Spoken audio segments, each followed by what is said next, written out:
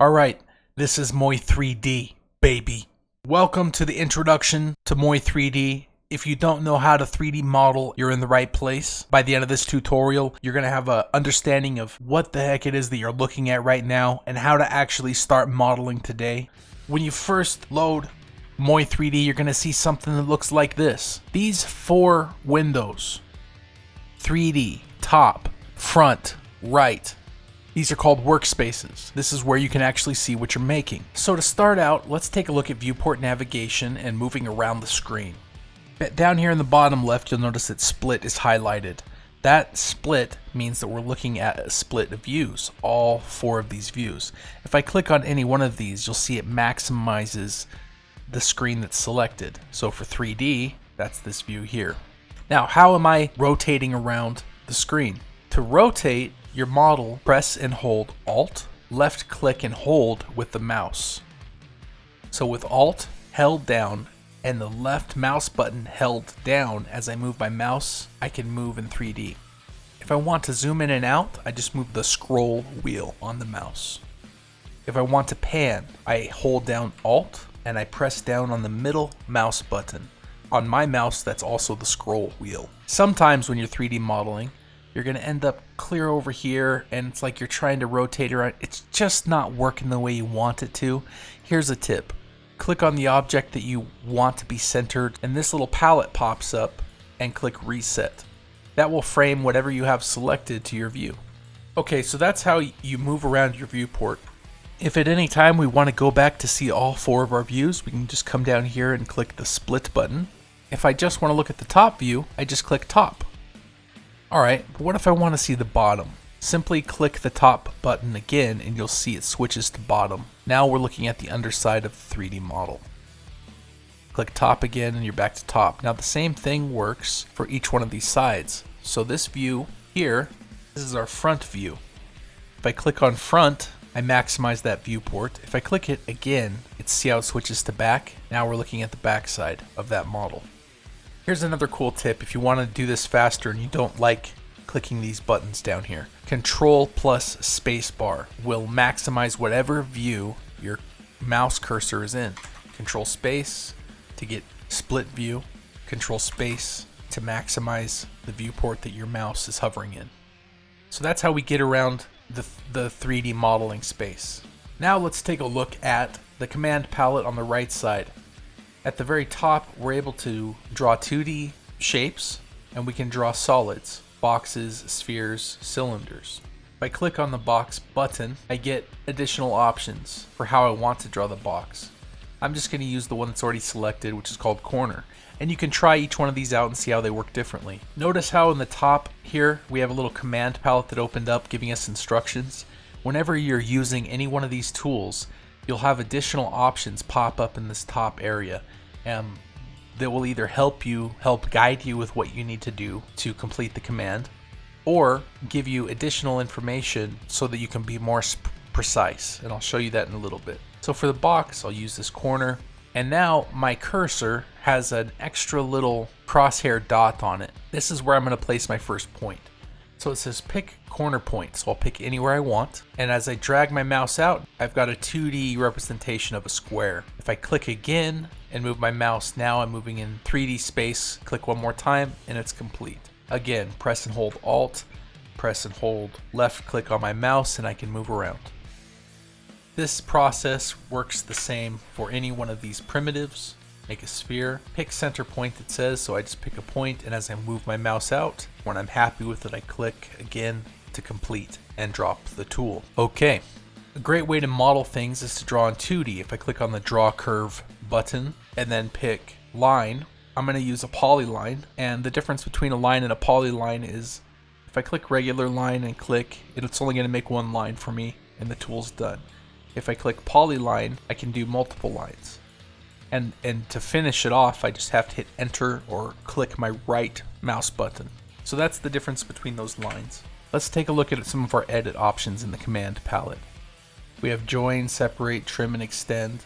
These tools are nice when you're drawing something in 2D and you're trying to refine the shape. So for example, this shape I made here, I want to do something different with it. Let's say this little stubby part here is too long. Okay, well, let's grab our line tool, draw a line, and we can use this line to trim out the shape. So to do that, I'll select my trim command, and you can follow the instructions at the top here. Select objects to trim. Now you can either click on the done button up here, or you can just hit enter, or you can also just hit the right mouse button. Alright, now it goes to the next step, select cutting objects. So now I'll pick this object that I want to cut and hit enter. 2 dots have shown up, and my selection is different. The command is still active. Now you can pick the part you want to trim. So after you've selected it, you press done or hit enter, and it disappears. Now you've trimmed that piece. A quick way to use this command is just to select everything and then hit the trim command. And now you're directly in the edit mode, and you can just pick these pieces that you want to trim, hit enter, and now it's trimmed. So that's cool. We kind of have the shape that we want, but they're 2 separate pieces. When you're extruding a 2D line into a solid, you want it to all be one joined shape. So to do that, we select the pieces that are separate and we click the join button. And there you go. All right, what else can we do with this? You might have a situation where you have a line, you want it to extend to another line and make sure it's a good connection. Click the extend button, select objects to extend, select your boundary object where you want to extend it to, and boom, it works. And now you can run your trim command that you just learned, and your join command. So that's one way you can make edits to your 2D shape. Now, let's continue down to the construct panel and select fillet. It's not fillet. You're not slicing fish. Is a fillet a type of steak, or is it a way it's cut? Anyway, no, this is fillet. It's spelled differently. I'm going to grab the fillet button. I'm going to follow the information in the top right. Select object to fillet. Click it. Right click. Select corners. Okay, see these white dots that show up? So say I want to round this off with a fillet. I click it, hit enter, and now it's rounded off this corner. Now, what if I want it to be bigger? Well, this is what's awesome about Moi. While the tool is active, I can simply click and move my mouse and click again. And the distance between the 2 clicks is the distance of the fillet. So if I do a really small one, and it doesn't matter where I'm clicking, I can do a bigger one. If you do need to be very specific, you can always come up here to the top right, go to radius, and specify an exact radius. You can also run the chamfer command, and a chamfer is similar to a fillet, but it doesn't round the edge, it squares it off. Now let's look at the extrude button. I'm going to press Control Spacebar. We're going to go to our perspective view. I'm going to select this 2D shape, and I'm going to come over to the command palette and select extrude. Immediately when I click on the button, I get a live preview of the extrusion. When I'm happy with where I've moved my mouse to get the shape, I click again and it finishes it. Notice how the 2D line is still selected. You can delete that. If you want to keep it but you don't want to see it, click on the hide button and it hides it. Anything that you're working on, if you have a very complex 3D model and you just want to get some parts out of the way but you don't want to delete them, just come over here, select it, click hide. And at any time you can bring them back by simply clicking the button again, and they all come back.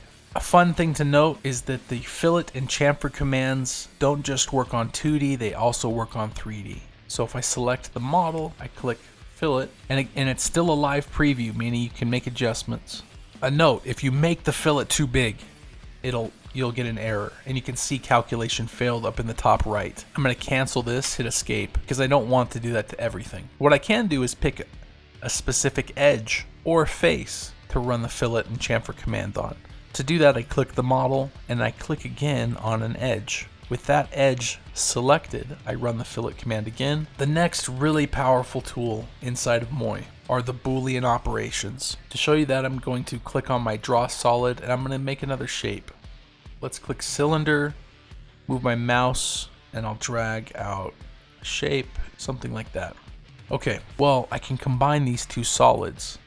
Select both, go to Boolean, and select Union. Once they're unioned, they're one object.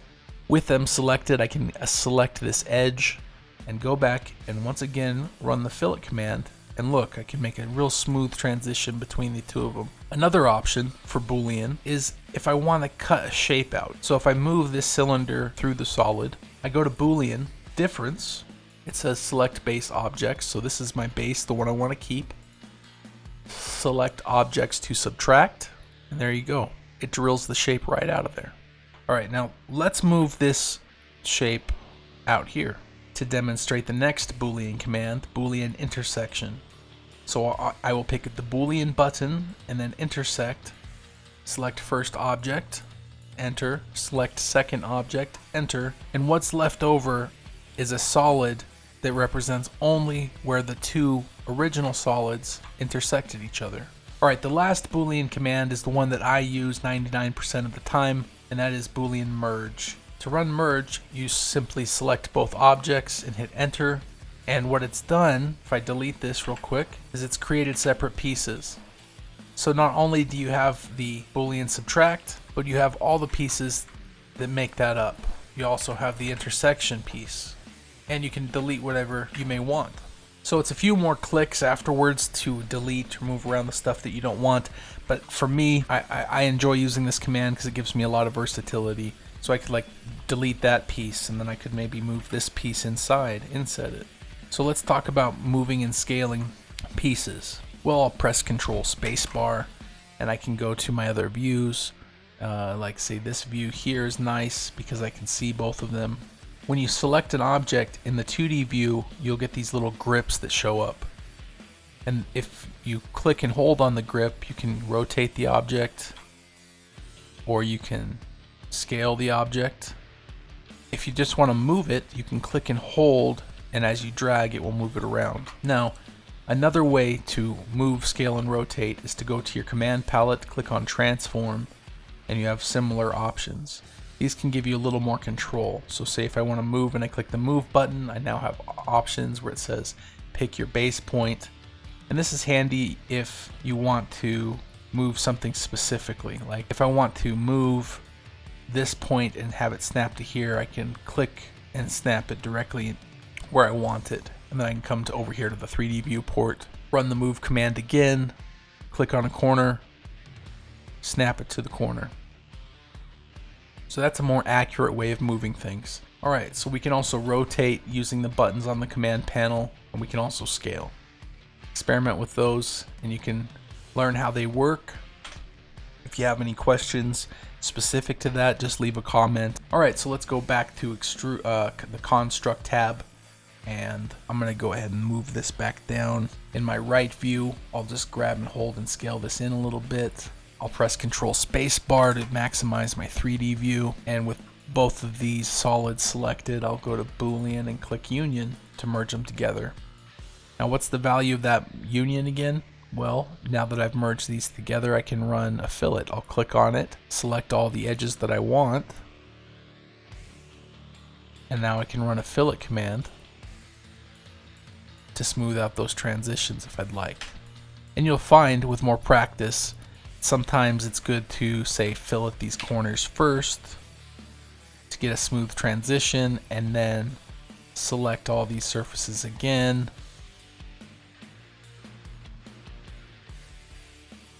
and then run another fillet. So that's how you can start to get more complex shapes. And if at any time you can grab more primary shapes and just simply draw them out, and then use those, move them where you want them, run a Boolean merge, and then it's all about the creativity or experimenting and thinking about what you'd like to make. Alright, I have just showed you the literally 95% of the tools that you will use all the time when modeling anything inside of Moi.